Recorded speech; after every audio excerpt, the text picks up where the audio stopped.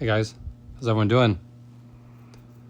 So in today's video, I want to bring you guys some information that just came out that I think will have you guys realizing that you guys made a good choice sticking with Honda and Acura. I know there's been some issues over the years like every manufacturer, but I think this will put things in perspective as far as what's really out there and how your cars are holding up against the rest.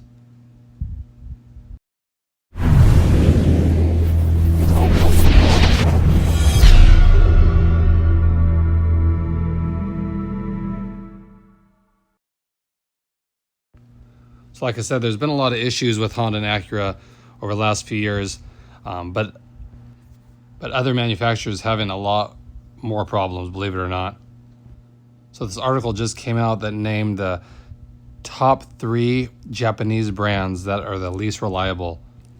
Good news, Honda and Acura did not make the list. So the 3 that they mentioned here that are the least reliable are, the first one is Nissan, the second one is Infiniti, and the third one is Mitsubishi. Brings out how the Nissans are plagued with CVT transmission issues that owners are complaining are slipping and they need full replacements prematurely. And then going down to the Infiniti brand, it brings out that they have a ton of electrical problems, and they can be very simple or very complex issues, but they seem to have a lot more electrical problems than the competitors. And the third one is Mitsubishi. And this one, not really a surprise because they've been struggling for a few years now. And so much so that it brings out here that Mitsubishi actually has stopped shipping cars to the US due to the tariffs and the growing reliability issues that they're having. And this is what led them to be ranked dead last in reliability among all Japanese automakers. And like I said, this is just a report that came out, and it actually brings out in this report, so you can take it for what it's worth, it brings out that the Japanese automakers you should be considering are ones from Toyota, Honda, Subaru, and Hyundai. So those are the 4 they bring out are way better in reliability.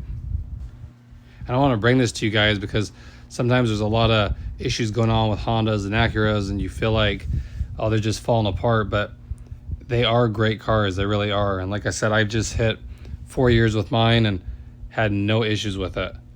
It's been a great, solid car. I just keep up the maintenance on it. That's the main thing you can do, is do the scheduled maintenance. You know, change the oil, do the transmission service. If you have all-wheel drive, the differential service, you know, the brake fluid exchange, that kind of stuff when it calls for it.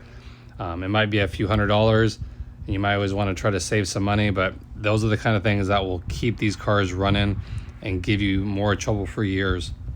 Because no matter what car you drive, if you don't do the scheduled maintenance on it, you will have issues down the road as far as longevity goes. So again, if you guys were kind of going back and forth, I will say that I'm a firm believer of the Honda and Acura brand.